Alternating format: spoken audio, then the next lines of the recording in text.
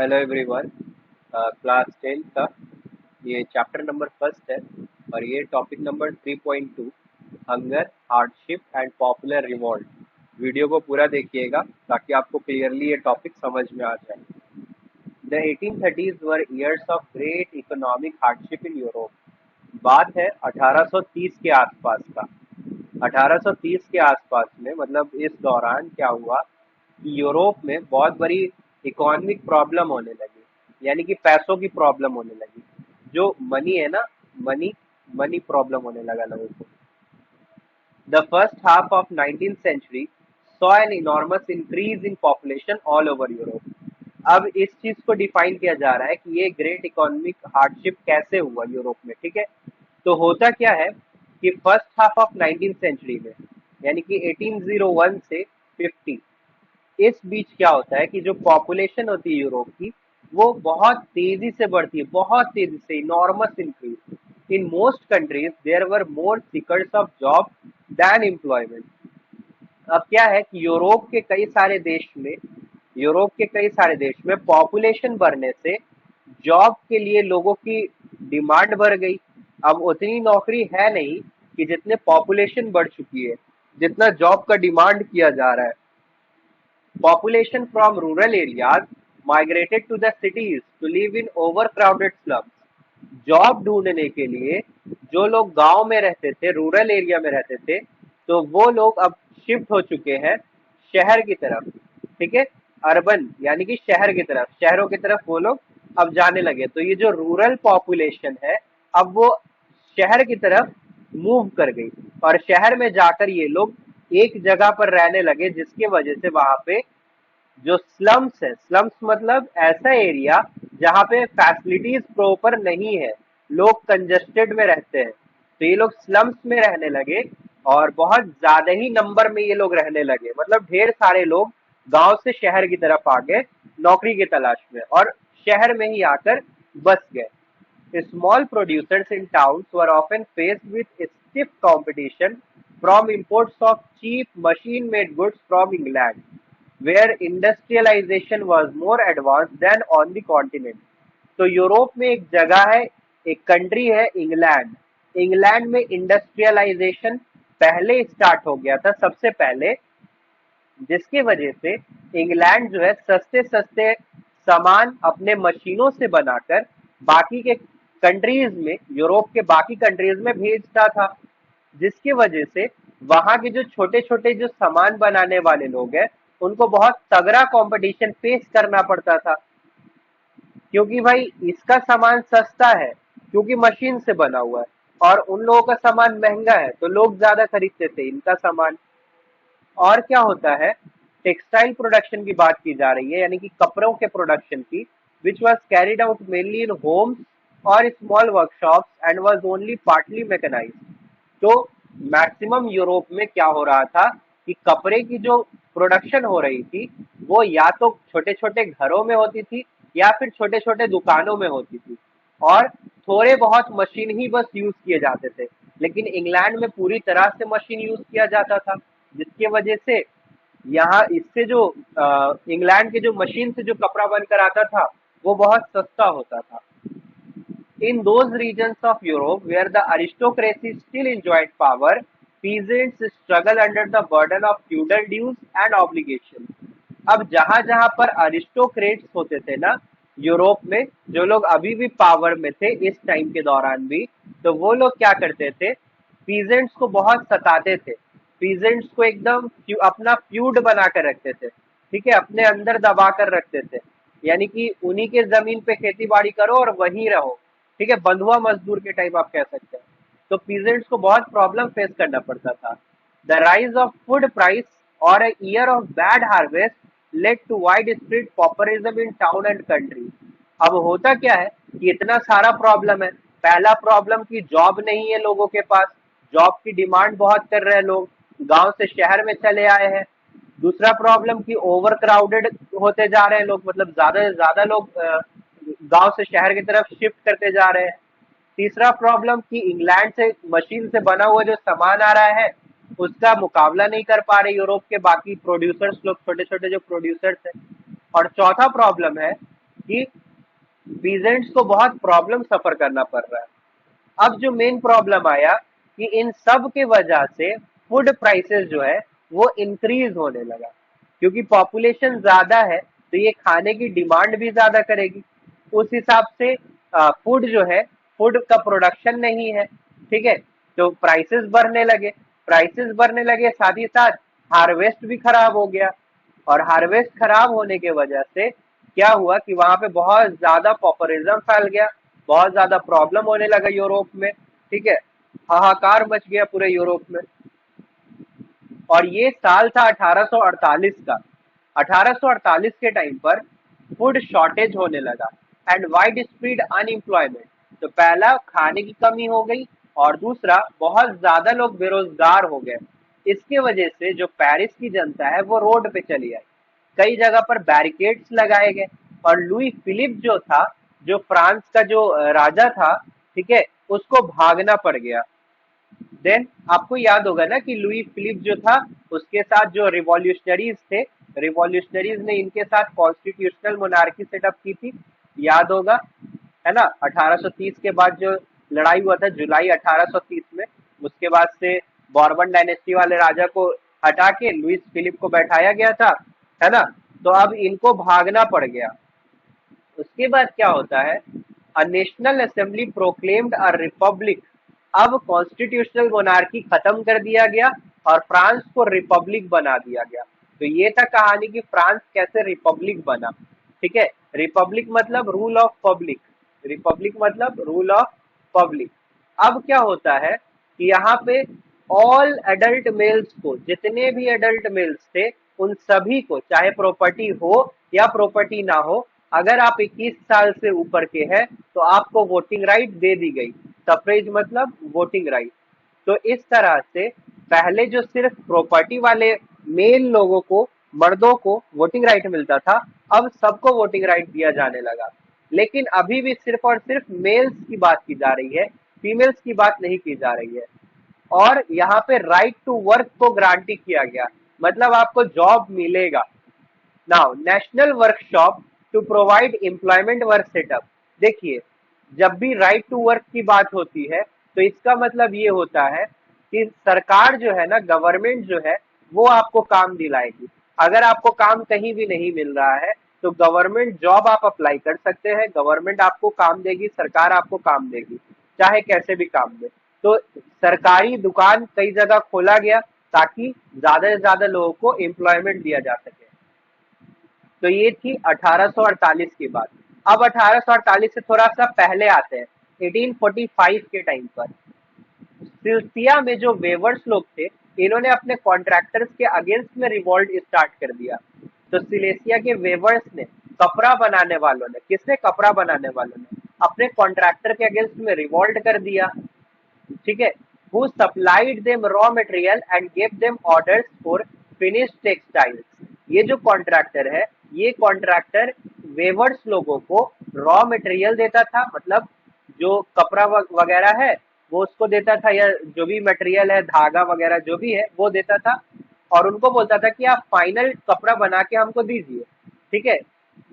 But drastically reduce there payment, लेकिन पैसा देने में आनाकानी करता था। तो कॉन्ट्रैक्टर काम तो देता था लेकिन पैसा देने में आनाकानी करता था। अब जो जर्नलिस्ट है एक, विल्हेम वुल्फ, विल्हेम वुल्फ ने बताया कि सिल्सियन विलेज में क्या हो रहा था उस टाइम पर। बताते हैं कि इन दीज विलेजेस, इन सारे विलेजेस में लगभग 18,000 लोग रहते हैं जो कि कॉटन बुनने का काम करते हैं, कॉटन का कपड़ा बनाते हैं, ठीक है, सूती का कपड़ा। अब माइजरी जो है वर्कर की वो बहुत ज्यादा है, मतलब बहुत प्रॉब्लम में है वर्कर लोग वहां पर, उनको जॉब्स की तलाश है, ठीक है। और इसका फायदा उठाते कॉन्ट्रैक्टर लोग। अब जो वहां पे काम करने वाले लोग हैं उनको तो जॉब चाहिए, और इसका फायदा उठाते कॉन्ट्रैक्टर लोग। कॉन्ट्रैक्टर लोग देखते हैं कि जॉब मांगने वाले कई सारे लोग हैं, तो हम प्राइस घटा देंगे, यानी कि सस्ते में काम करवाएंगे हम। अगर ये बंदा काम नहीं करेगा कम पैसों में तो अगला बंदा काम करेगा, क्योंकि यहाँ पर डिमांड बहुत हाई है जॉब का, सबको जॉब चाहिए। तो इस बात का फायदा कॉन्ट्रैक्टर उठा देते। तो 4 जून की बात है, 2 बजे की, a large crowd of weavers emerge from their homes बहुत बड़ी भीड़ कपड़ा बनाने वालों की अपने अपने घरों से निकली और पेयर्स में, मतलब दो दो के जोड़े में ये लोग आगे की तरफ बढ़ने लगे। कहाँ पे गए? तो मैंशन पे गए, कॉन्ट्रैक्टर के मैंशन पे, मतलब कॉन्ट्रैक्टर जहाँ पे रहता था। और वहां पे ये लोग वेजेस की डिमांड करने लगे कि हमारी सैलरीज जो है, हमारा जो पैसा है, तनख्वाह जो है उसको बढ़ाइए। They were treated with scorn and threats alternately. तो कॉन्ट्रैक्टर ने उन लोगों को मारना पिटवाना शुरू करवा दिया, जिसके बाद a group of them forced their way into the house. कुछ जो वेवर से कपड़ा बनाने वाले हैं वो कॉन्ट्रैक्टर के घर में घुस गए, क्योंकि कॉन्ट्रैक्टर उन लोग पे मार पिटाई करवा रहा था। तो कॉन्ट्रैक्टर के घर में घुस गए वो लोग जबरदस्ती, और वहां के पूरे शीशे खिड़की सबको तोड़ने लगे, फर्नीचर वगैरह सब चीज को तोड़ने लगे। दूसरा ग्रुप स्टोर हाउस में घुस गया, वहां पे जितना भी कपड़ा का सप्लाई रखा हुआ था, रॉ मटेरियल रखा हुआ था, सबको फाड़ दिया एकदम। कॉन्ट्रैक्टर डर के मारे अपने फैमिली को लेकर पास के गांव में भाग गया। उसके बाद however refuse to shelter such a person, लेकिन ऐसे लोगों को रखने के लिए पास के गांव वाले भी तैयार नहीं हो रहे थे। लेकिन 24 घंटे के बाद क्या हुआ, एक उसने सेना की डिमांड की, ठीक है, और उसके बाद से सेना लेकर आया 24 घंटे के बाद वो जो कॉन्ट्रैक्टर है। और उसने फिर जो वेवर्स लोग थे, जो कपड़ा बनाने वाले थे, उन पे गोलियां चलवा दी। लगभग 11 वेवर्स लोग जो है मारे गए इसमें। तो ये था पूरा कहानी हंगर, हार्डशिप और पॉपुलर रिवॉल्ट का। हंगर में हमने देखा कि पॉपुलेशन बढ़ने की वजह से, फूड प्राइसेस बढ़ने की वजह से और बैड हार्वेस्ट की वजह से प्रॉब्लम हो गया। हार्डशिप में किसी के पास जॉब नहीं था। और पॉपुलर रिवॉल्ट में हमने देखा कि कैसे वेवर्स लोग को जब कॉन्ट्रैक्टर एक्सप्लॉइट कर रहे थे तो वेवर्स ने प्रोटेस्ट किया, रिवॉल्यूशन शुरू कर दिया। नाउ अब हम लोग आते हैं टॉपिक नंबर 3.3 के ऊपर। टॉपिक नंबर 3.3 है 1848 the revolution of the liberals. Parallel to the revolts of the poor, unemployed and starving peasants and workers in many European countries in the year 1848 a revolution led by the educated middle class was underway।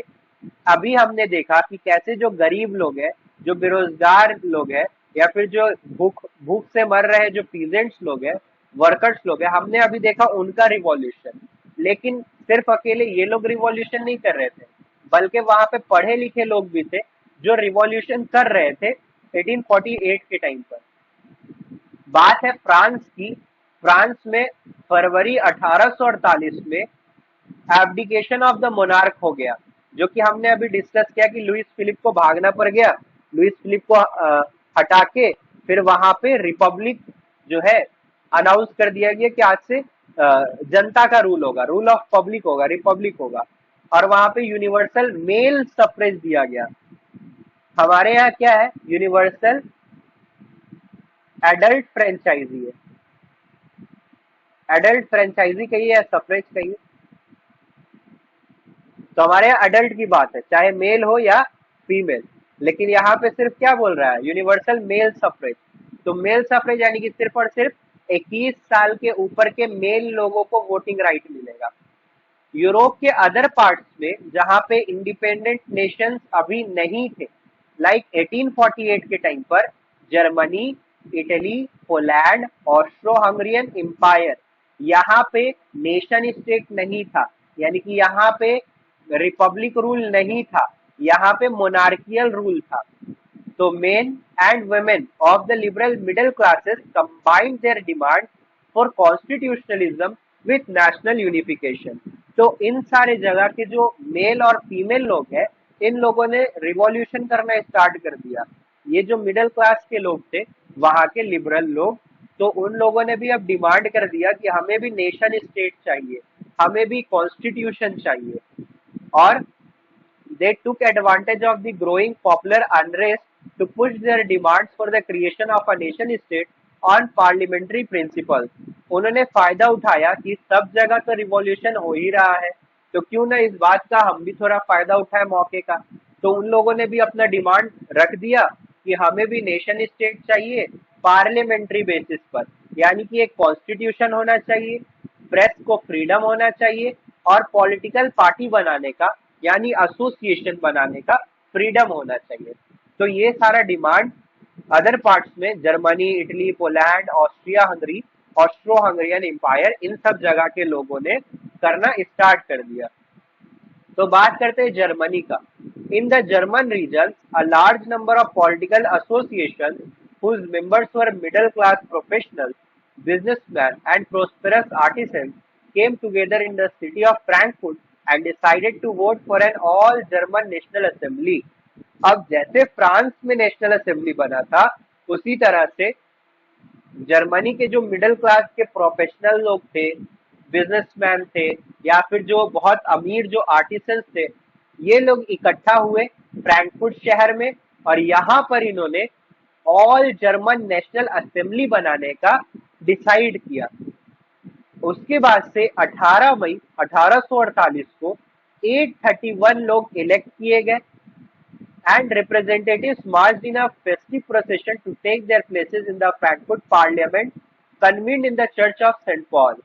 तो ये जो parliament जो बना इनका पहला Frankfurt शहर में, तो ये पार्लियामेंट इन्होंने चर्च को बनाया था।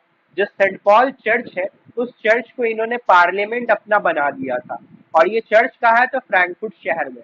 यहाँ पे वोटिंग का इन्होंने डिसाइड किया था, तो इन्होंने वोटिंग किया, 831 मेंबर्स को इन्होंने इलेक्ट किया।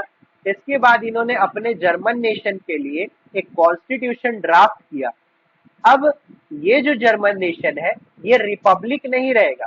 कॉन्स्टिट्यूशन भले है, लेकिन रिपब्लिक नहीं रहेगा, कॉन्स्टिट्यूशनल मोनार्की रहेगा।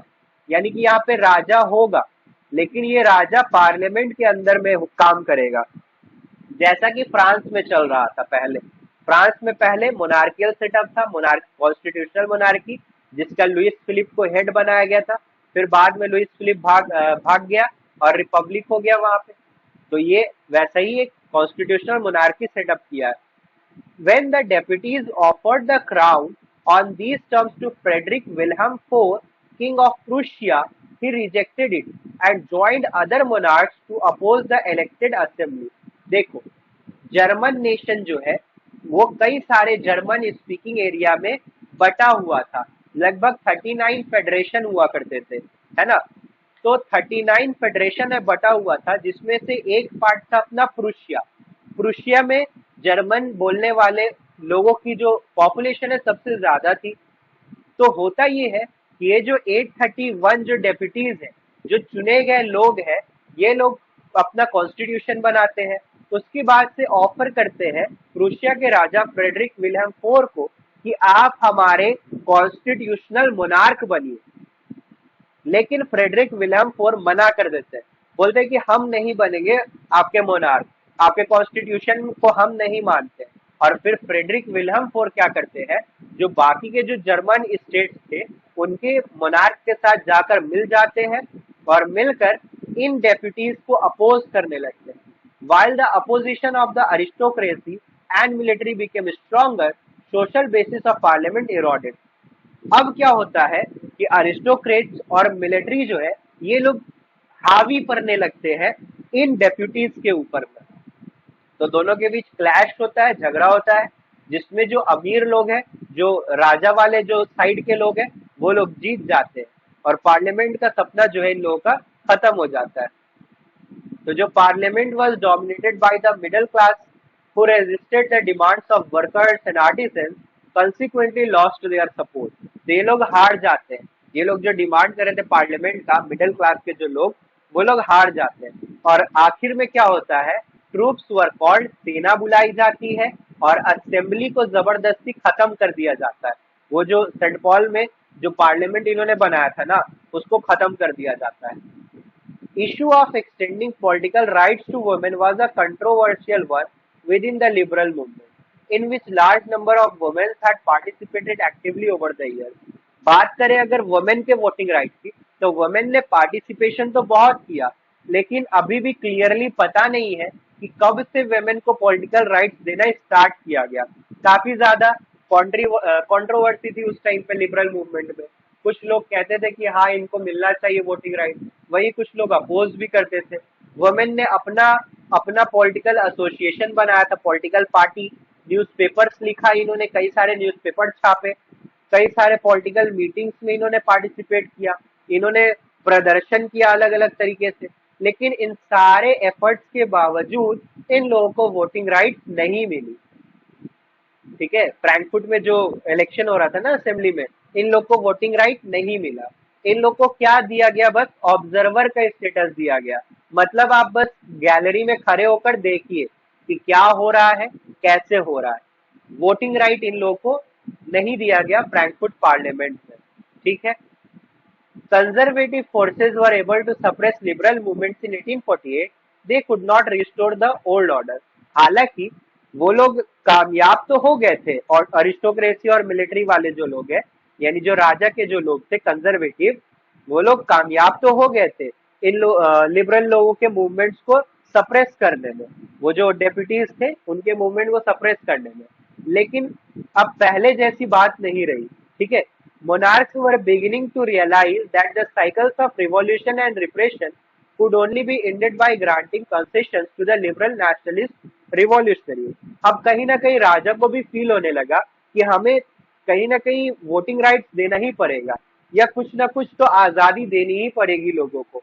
अगर हम कुछ आजादी नहीं देंगे तो ये लोग हर बार ऐसे ही रिवॉल्यूशन करते रहेंगे, जिसको साइकिल ऑफ रिवॉल्यूशन किया गया है। मतलब बार बार वो लोग रिवोल्ट कर रहे हैं, बार बार राजा उन लोग को मार पिटाई करवा रहे हैं। तो राजा को रियलाइज हुआ कि भाई कुछ ना कुछ हमें इनके लिए करना चाहिए। तो इस वजह से 1848 के बाद में जो ऑटोक्रेटिक मोनार्कीज जो थी सेंट्रल और ईस्टर्न यूरोप की, इन्होंने भी कुछ कुछ चेंजेस लाना स्टार्ट कर दिया।